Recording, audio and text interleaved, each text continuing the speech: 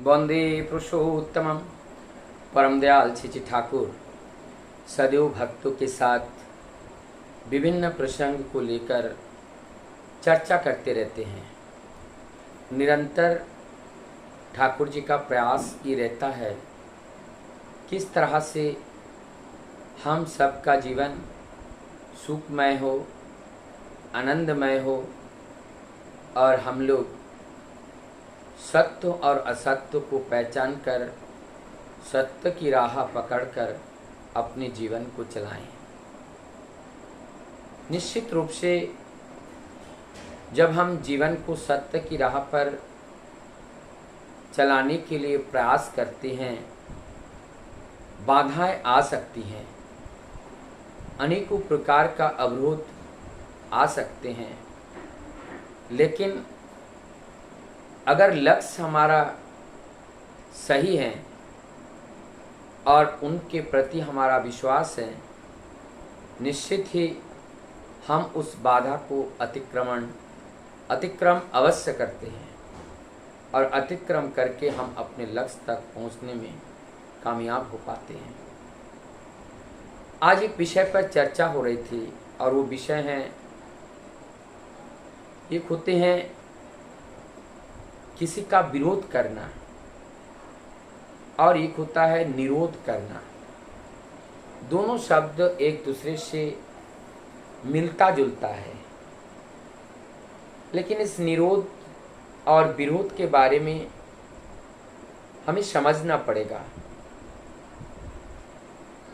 विरोध के अंदर हिंसा है।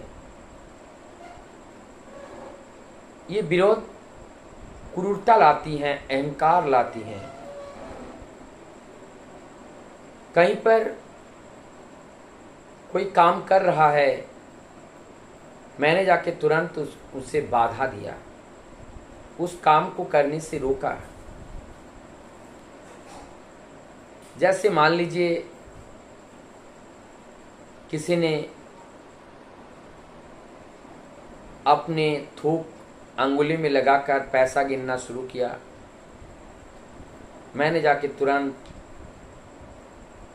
गुस्से में आकर उनको ऊपर अभद्र व्यवहार किया। उनको मैंने कुछ गलत शब्द बोल दिया, उनके अहंग में वो बात जाकर के चुभा।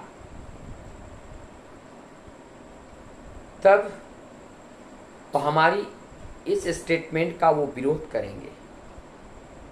लेकिन यहाँ पर अगर हम उनको प्यार करते हुए नॉर्मल जैसे बातें करते हैं, थोड़ी देर बाद खाते खाते अगर करते कि देखो, एक दिन मैं एक जगह गुरु भाइयों के साथ बैठा हुआ था, मुझसे गलती हो गई थी, मुझे पहले कभी पता नहीं था। मैं जब से ये दादाओं के साथ मिल रहा हूँ, ठाकुर के निर्देश को जब से मैंने पढ़ा, तब से मैं जाना कि जब हम पैसे को गिनते हैं तो थूक लगाने से वो झूठा हो जाता है। एक बात तो ये है। दूसरी बात ये है, मैंने उस रुपये को हाथ से हम गिन रहे हैं, पकड़ रहे हैं, और पकड़ते पकड़ते मैंने उस अंगुली को अपने मुंह में डाल दिया। मान लो उस रुपये में कोई बैक्टीरिया है और वो बैक्टीरिया हमारे मुंह के अंदर चला गया और हम बीमारी के शिकार हो गए, तो ये हमारे स्वास्थ्य के लिए भी हानिकारक है और इस तरह का कार्य संक्रामक हमें संक्रमित कर देता है। ये देखने में भी अच्छा नहीं लगता है। अर्थात हमें इस तरह के कार्य ना करने से ज़्यादा अच्छा है, ना करना अच्छा है।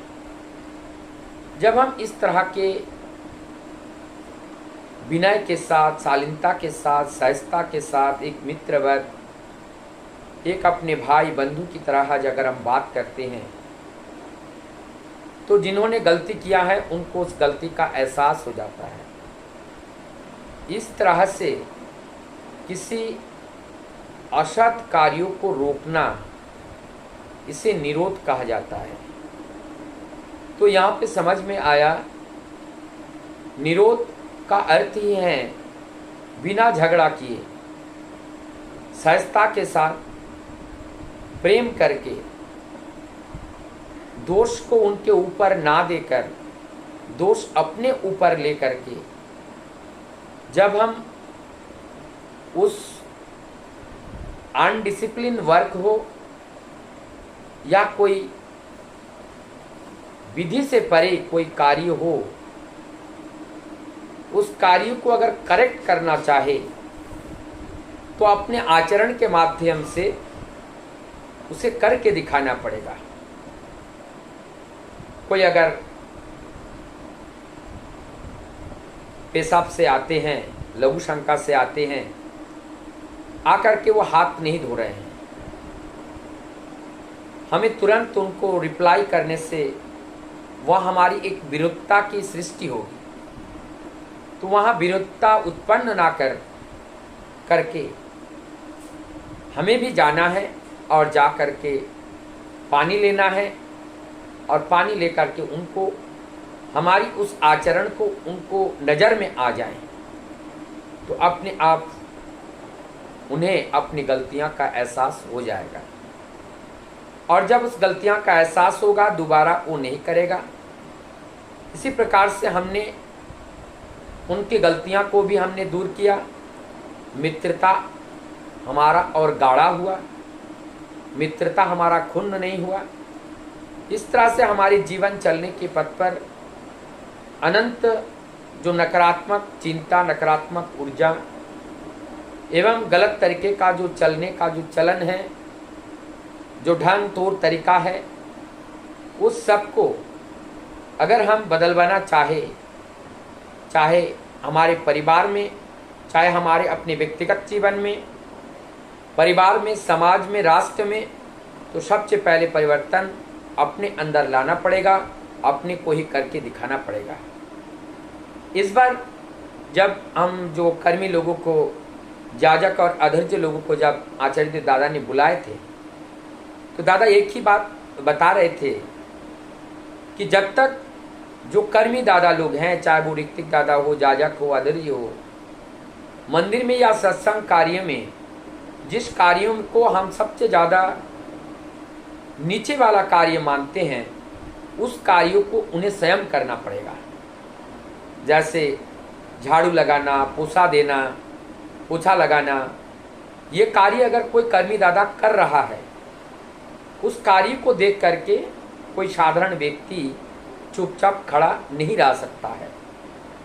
तो जो कार्य वो कर्मी दादा कर रहे हैं, एक दादा दौड़ के और आते हैं, आकर के उनके हाथ से छीनने लगते हैं। दादा कहते हैं ठीक है, मैं ये काम कर रहा हूँ, आप दूसरा काम करो। तो काम करने वाले दो लोग हो गए ना। तो जब दो लोग काम करने वाले हो गए, उनको देख करके और एक लोग आ जाएंगे, और तब क्या होगा, जितने लोग होंगे सब लोग कर्म करने वाले होंगे, बोलने वाले नहीं रहेगा। जहाँ बोलने वाला कम हो जाए, करने वाला ज़्यादा हो जाए, वहाँ कार्य सबसे ज़्यादा होती हैं, त्वरित गति से होती हैं, और तभी धर्म परायण जीवन होता है, धार्मिक जीवन होता है। बिना करके जब हम पानी चाहते हैं तो दुख ही भोगना पड़ता है। ठाकुर जी की वो वाणी है ना करे जे पीते चाहे दुख को तार पीछे धाए। ना करके जो पाना चाहता है, उनके हाथ दुख ही लगता है।